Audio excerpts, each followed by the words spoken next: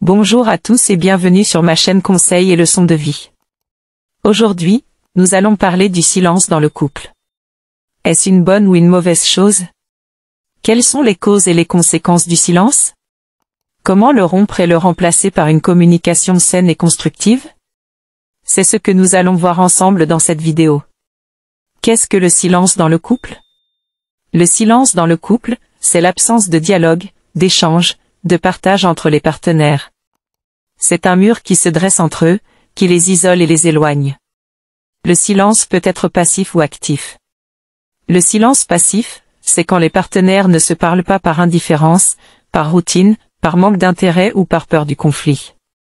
Le silence actif, c'est quand les partenaires se taisent volontairement, par rancune, par reproche, par mépris ou par manipulation. Dans les deux cas, le silence est un signe de malaise, de souffrance, de frustration ou de colère. Le silence est-il une bonne ou une mauvaise chose?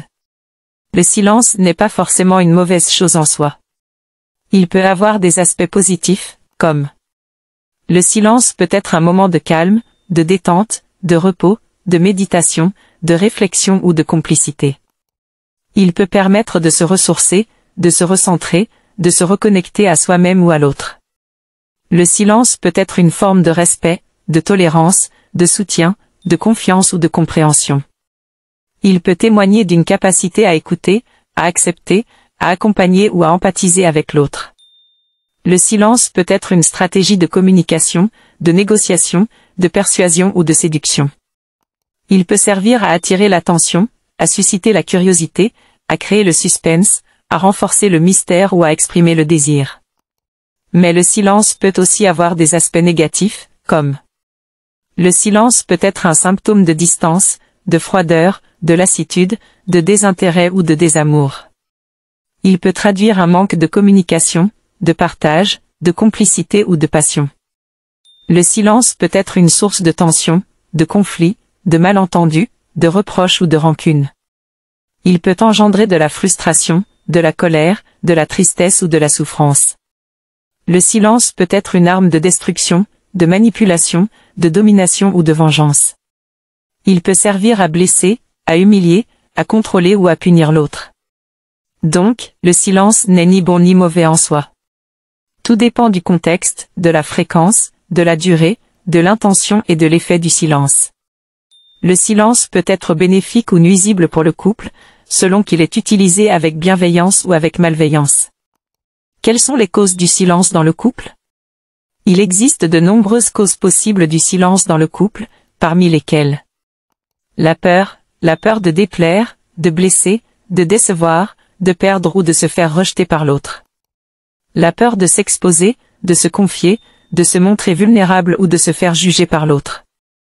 La peur du conflit, de la dispute, de la rupture ou de la violence. Le manque de confiance en soi, en ses capacités, en ses sentiments, en ses choix ou en son avenir.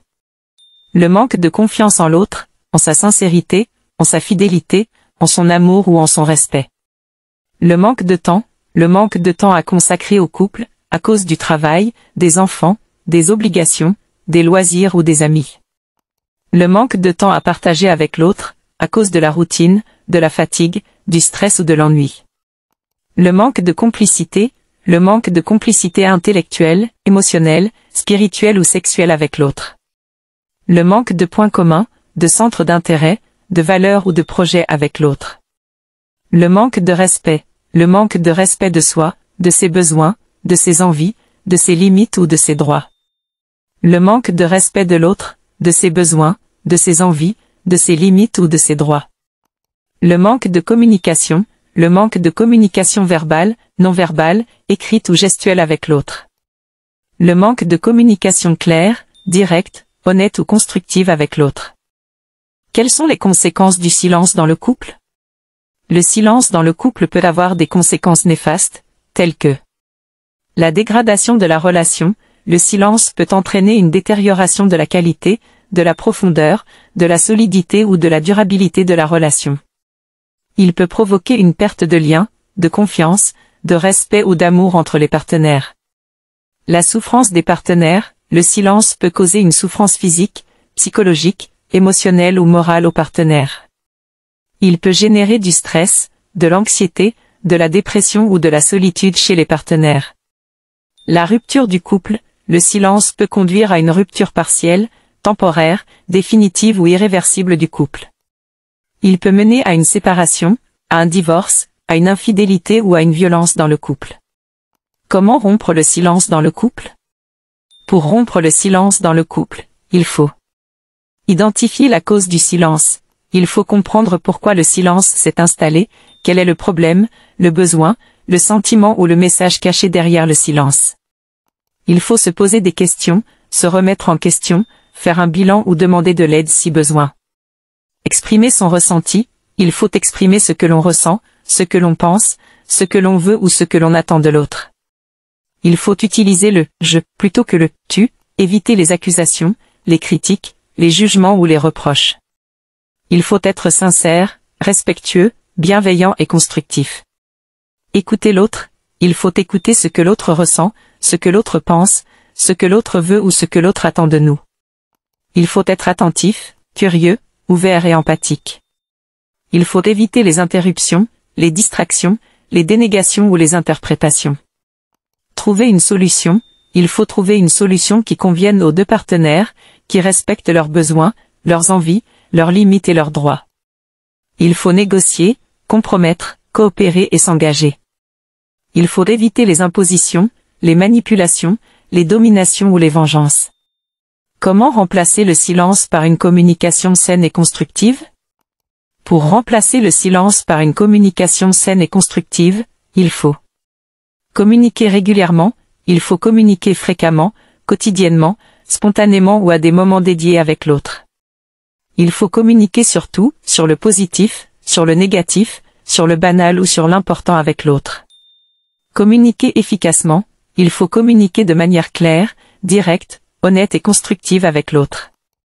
Il faut utiliser des mots simples, précis, concrets et adaptés avec l'autre. Il faut éviter les sous-entendus, les ambiguïtés, les mensonges ou les agressions. Communiquer respectueusement, il faut communiquer avec respect, tolérance, soutien et confiance avec l'autre.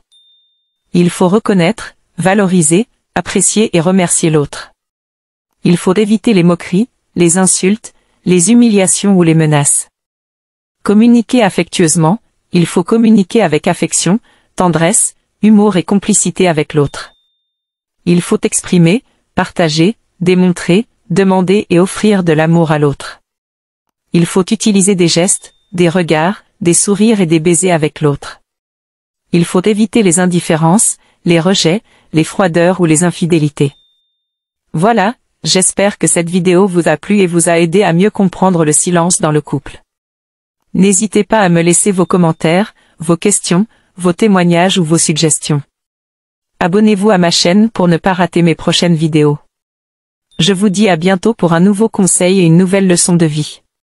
Merci de votre attention et à bientôt.